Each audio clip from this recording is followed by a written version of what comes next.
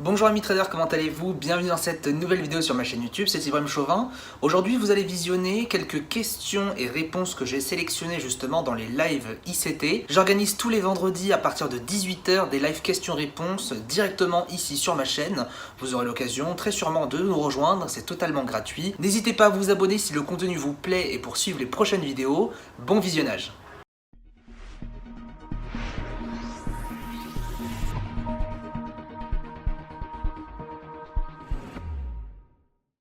Quelle est la technique de trade à court terme la plus facile à appliquer et conseillée pour un débutant? Ça, c'est le genre de questions qu'on ne peut pas répondre. Clairement, c'est des questions qu'on ne peut pas répondre dans le sens où il y a tellement de méthodes en fait avec lesquelles tu peux gagner en bourse. Maintenant, en tout cas, je peux te conseiller, et je pense que ce que la plupart des traders vont te dire, je peux plus te conseiller vers une sorte, pas un style de trading, mais vers une sorte de méthodologie. Clairement, trader la convergence. Il n'y a pas photo pour, et j'espère en tout cas répondre à ta question. Clairement, pour arriver à réussir en trading quand on débute, ça sert à rien d'aller en contre-tendance. Malheureusement, tout le monde trade de cette manière quand il débute sur les marchés financiers. Moi, le premier, je ne vais pas m'en cacher, j'ai perdu beaucoup d'argent dessus. Comme à peu près, je pense comme même tout le monde, la contre-tendance, ça fait très très mal. Donc, identifie la tendance et ensuite, tu n'as plus qu'à appliquer un timing. Tu peux notamment regarder ma vidéo sur la convergence, donc c'est astuce de trading, la convergence, et tu verras effectivement que on peut trader très très facilement la tendance sans pour autant avoir des connaissances poussées, notamment via les 4 moyennes mobiles et notamment via la vidéo que tu verras demain avec le point pivot. Donc clairement, rien de compliqué, tu prends ta tendance, tu l'analyses, t'achètes quand ça monte. Alors après, il te faut un timing forcément, tu peux prendre un stochastique, un RSI, etc. Mais si je peux te donner une méthodologie, vraiment, trade la tendance, c'est vraiment mon plus grand conseil. Pour déclarer ses revenus de trading en France, on peut les mettre directement en revenus ou faut-il obligatoirement une société? Alors on en a parlé justement et je vous ai dit que j'en ferai une vidéo un jour, pas maintenant. Clairement, pour en gros déclarer, pour faire très simple, les revenus en trading, c'est deux catégories. Soit, ce sont vos revenus principaux, et dans ce cas-là, effectivement, il faut créer une entreprise individuelle, donc de type EIRL ou SASU, par exemple, pour en citer que deux. Ou alors, ce ne sont pas vos revenus principaux, et dans ce cas-là, il faut déclarer ça sur votre fiche d'imposition en BNC. Combien passes-tu de temps devant tes écrans par jour? As-tu recours à des screeners pour récupérer les opportunités de trade? Merci de la part d'un débutant. Alors, je passe, en gros, du coup, je suis en live avec excusez-moi, avec mes étudiants de 8h30 à 18h. Donc, en gros, ça me fait trader, allez, 10 heures par jour. Et encore, des fois ça peut monter plus quand vraiment il y a des marchés exceptionnels. C'est un peu moins quand il y a des marchés pas top, comme le DAX en début de semaine. Donc je passe 10 heures devant mes écrans, du lundi au vendredi, même si vendredi matin je ne trade pas énormément. En plus du coup du travail que j'ai par rapport à l'école, etc. Donc en gros, 10 heures devant les écrans et en vrai travail, je dois faire environ 13, 14, oui, 13 heures par jour, clairement avec quasiment week-end compris. Donc c'est sûr que le métier de trader, c'est un métier qui demande beaucoup de patience, c'est un métier qui demande beaucoup de sacrifices. C'est sûr que quand on veut vraiment faire du trading et qu'on veut spécialiser là-dessus, qu'on est passionné, etc., c'est vrai que mélanger vie sociale et grosso modo vie professionnelle, c'est un peu compliqué. Mais c'est complètement jouable. Il faut juste avoir une très très bonne organisation. Mais bon, c'est vrai que les marchés, comme le Forex par exemple, est ouvert 24 heures sur 24, voilà, des fois c'est dur de décrocher. Maintenant, si vous avez fait vos gains le matin et que vous avez atteint votre objectif journalier, ça c'est l'intérêt du trading, c'est que vous pouvez très bien partir de l'écran. Maintenant, tout va dépendre en fait de comment vous voyez les choses. Selon toi, il est important d'avoir une spécialité sur un actif à trader, n'est-ce pas, pour un débutant sur lequel? Alors, peut-être ta question a été coupée. Oui, clairement. Quand on parle de se spécialiser sur des actifs, on parle en général de, allez, pas plus de 4-5 actifs. Quand j'ai commencé, j'ai tradé au maximum, allez, j'ai dû commencer à trader avec une quinzaine d'actifs et à vouloir chercher en fait tellement d'opportunités, en fait on n'en trouve aucune. Donc clairement, il y a une part importante de se spécialiser sur un actif, pas forcément sur un, mais peut-être sur plusieurs, mais une liste très courte. Personnellement, je trade vraiment beaucoup le DAX depuis pas mal de temps. Maintenant, rien ne vous empêche aussi de trader à côté le Forex. Mais du moment que c'est pas une liste à rallonge, vous allez faire n'importe quoi, parce qu'il faut bien comprendre que chaque marché se traite différemment. On ne va pas trader l'euro-dollar comme on va trader par exemple l'USD-CHF, ou encore comme on va trader par exemple le NZD-USD. Il y a vraiment différentes manières d'aborder un marché. Donc clairement, oui, il y a un intérêt à se spécialiser pour comprendre ton marché, pour arriver à avoir des analyses techniques aussi beaucoup plus, on va dire, fiables, beaucoup plus intéressantes lorsque tu vas faire cela, j'espère, toutes les semaines. Je souhaite me lancer dans le trading et ceci à côté de mon travail avec un budget de 5000 $. Les cryptos et les forex m'intéressent énormément. En combien de temps puis-je doubler mon capital? Oui, bon déjà il y a deux soucis. Il y a trois soucis dans ton message. Premier souci, c'est qu'effectivement, tu dis travailler, donc ça veut dire que tu vas posséder beaucoup moins de temps à t'investir sur le trading. Donc déjà, ça va être un peu compliqué. Tu vas avoir forcément, on va dire, une capacité à pouvoir vraiment trader à 100% sur les marchés, beaucoup plus faible. Donc ça va être un peu compliqué. Il va falloir vraiment beaucoup te former, clairement. Maintenant, deuxièmement, qu'est-ce qui me dérange dans ta question, c'est doubler ton capital. Tu as un objectif déjà qui est assez, on va dire, ambitieux. Parce que doubler son capital, pour certains traders, même pour des bons traders, ça peut prendre 4-5 ans. Pour vous dire. Et troisième chose qui est en alerte sur ton message, c'est que tu as un biais déjà psychologique qui est assez important.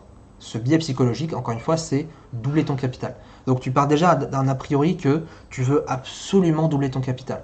Alors certes, si tu trades à 50% de ton compte, tu mets 2500 € sur une position, oui, ton capital, tu peux le doubler en 3 jours. Clairement. Sauf que tu peux aussi le cramer en 1 heure. Voilà. Donc si vraiment tu veux trader comme avec une bonne stratégie, on va dire une bonne méthode, une bonne méthodologie, et que tu vas avoir un risque faible, mais des gains, on va dire, plutôt réguliers, faire doubler ton capital, ça peut prendre, je sais pas, ça peut prendre 2 ans, 3 ans, je dirais. En moyenne, hein, un bon trader peut arriver à faire 30% par an. Donc, bon, après, avec les intérêts cumulés, etc., 1 an et demi, 2 ans. Et encore, vraiment, ça va dépendre de beaucoup de choses, mais le fait que directement tu te dises je veux gagner le double de mon capital, je pense que ça va être un biais qui peut te freiner et te pousser à prendre non seulement du risque et du coup te faire perdre très très rapidement. Donc fais bien attention à ça. Quels sont tes rituels quotidiens avant de commencer à trader à des sites d'actualité que tu consultes, etc. etc. Alors bon, clairement mon rituel, je pense un peu comme tout le monde, hein. Première chose qu'on fait, on allume sa plateforme, ensuite on va voir les annonces économiques, super important. Donc vous allez notamment, moi je vais sur le site Investing. Donc, je vais vous montrer ça juste ici. Le calendrier économique, il est là.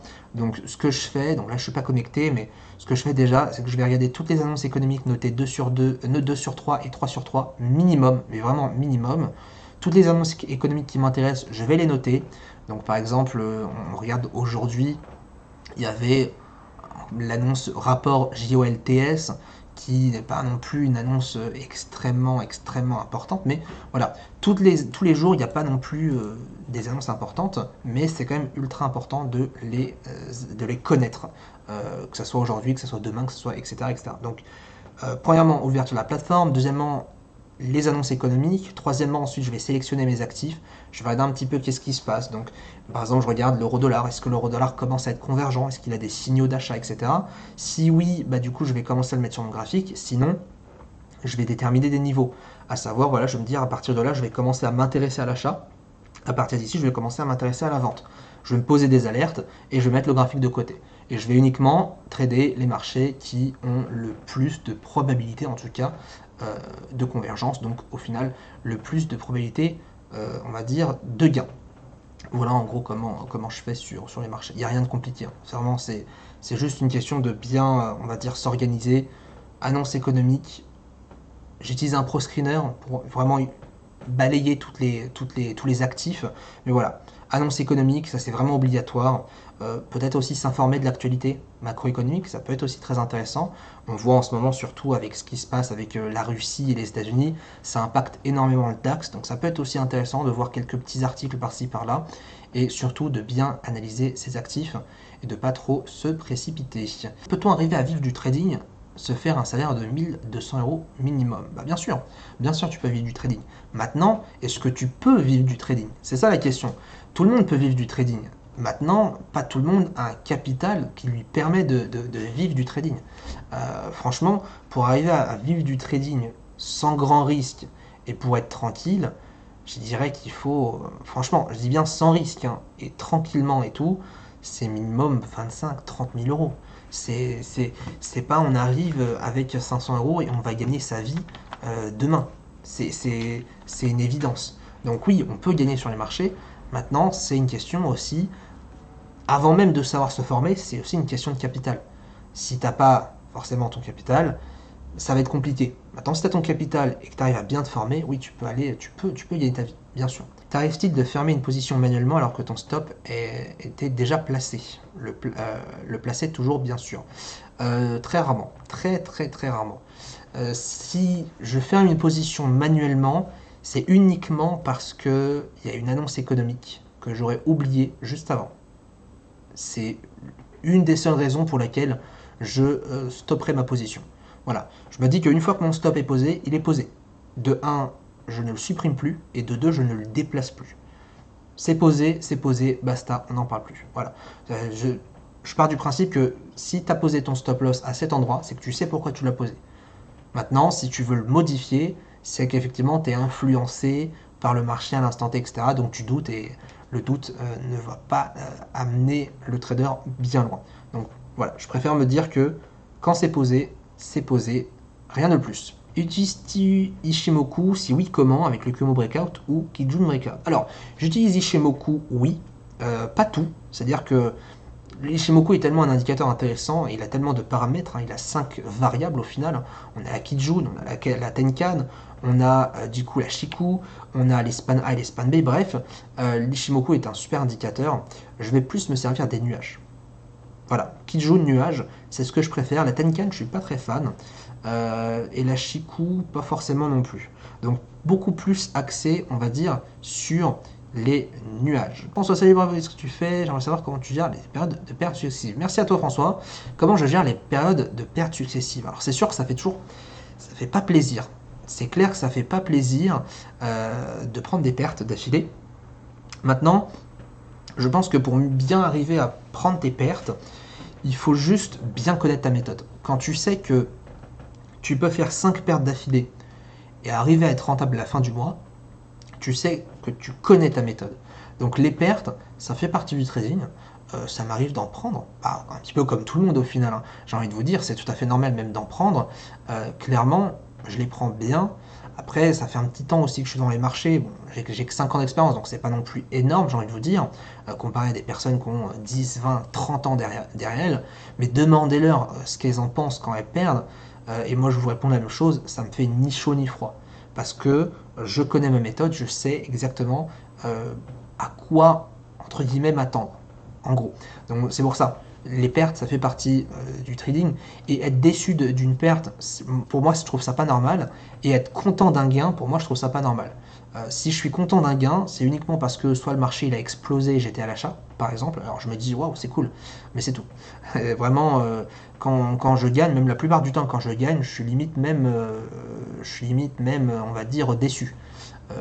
Il y a eu quelques petites positions là, cette semaine par exemple, notamment une position où j'ai fait du gain et j'étais vraiment déçu parce que j'ai mis un TP sans faire exprès, je voulais clôturer manuellement, etc. Et le TP, le marché a explosé un petit peu trop haut et du coup ça m'a pris mon TP et j'étais vraiment déçu. Pour vous dire. Donc on ne doit pas normalement être content de son trade gagnant ni insatisfait de son trade perdant. Ça fait partie du quotidien d'un trader. Donc à force, ça va devenir limite naturel. Quel levier maximum tu as utilisé durant ta carrière? Je sais bien qu'il y a des conseillers traders sans levier, mais bon. Alors, Je vais vous surprendre un peu, peut-être vous allez dire, oula, il est fou ce mec. Le levier, je le calcule pas. Je m'en fous du levier. Beaucoup de personnes me disent, oui, qu'est-ce que je fais comme levier? On s'en fout du levier, honnêtement. Pourquoi je vous dis ça? C'est parce que ce qu'il faut que vous respectiez, c'est une gestion de risque en pourcentage. Pas plus de X% de votre compte. Que vous ayez du levier ou pas, ou quoi que ce soit, c'est pas le plus important. Le plus important, c'est de se dire, je vais risquer 1%, voire 2% sur mon compte par position, c'est tout. Point barre. Après qu'il y a plus de levier ou moins de position, de levier, etc., bah, ça va dépendre de votre capital, etc. Mais le plus important, c'est de respecter un pourcentage fixe. Sur toute ma carrière, entre guillemets, si on peut appeler ça carrière, au début, forcément, j'ai mis 50% de mon compte. Ça m'a fait 2 fois perdre mon capital, c'est normal. Et à partir de ce moment-là, où j'ai commencé vraiment à travailler autour de la gestion de risque, ça a été entre 1 et 2% de mon capital. Jamais plus. Jamais, jamais, jamais plus. Parfois moins, ça m'arrive en tout cas notamment cette semaine d'avoir pris 0,5% parce que le marché était vraiment pas top. Mais voilà, entre 1 et 2%, vraiment jamais plus. Après ta période démo, à quel moment tu t'es dit, bon, ça y est, je passe en réel? Après ma période, bah, en fait, il n'y a pas de période où je me suis dit, je vais aller en réel. Et là, je suis prêt. En fait, je me suis toujours dit dans la tête, je suis prêt. Alors que pas du tout. Et malheureusement, tu peux vraiment jamais vraiment savoir au fond de toi-même si tu n'as pas assez de recul sur ton trading quand tu vas te lancer en réel. J'estime que tu dois te lancer en réel, enfin tu peux te lancer en réel à partir du moment où tes gains sont réguliers. À partir du moment où tu sais pourquoi tu trades, pourquoi tu achètes et pourquoi tu vends, je pense que là tu peux te lancer en réel. Mais ne tombe pas, comme la plupart d'entre nous, ne tombe pas dans la personne pressée qui veut absolument commencer à gagner en réel, parce que la plupart du temps, malheureusement,